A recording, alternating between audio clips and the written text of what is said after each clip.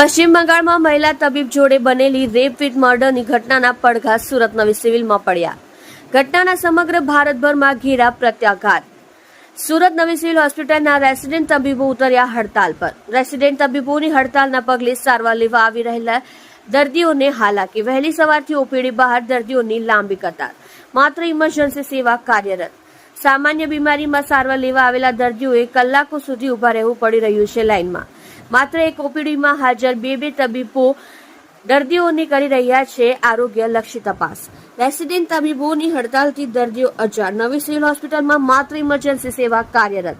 સવારથી જ દર્દીઓની ઓપીડી બહાર લાંબી કતારો. કેમેરો સાફ કરજો. કેમેરો સાફ કરજો. મારું નામ ડોક્ટર પારસ શાહ છે.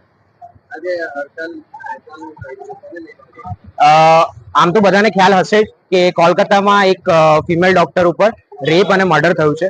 તો એના અને 14 ઓગસ્ટની રાત્રે આખા 500,000 લોકોનું એક ઝુંડ ત્યાં જઈને હોસ્પિટલમાં બધી વસ્તુઓની તોડફોડ કરી છે અને ક્રાઇમ સીનને પણ ડિસ્ટ્રોય કર્યો છે.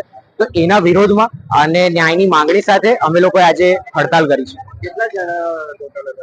આશરે 500 થી 600 લોકો આજે હડતાલમાં જોડાયા છે. અહીંયા સિવિલ હોસ્પિટલ સુરતમાં જેટલા પણ રેસિડેન્ટ ડોક્ટર્સ છે, જેટલા ઇન્ટર્ન ડોક્ટર્સ છે, સૌ જોડાયા.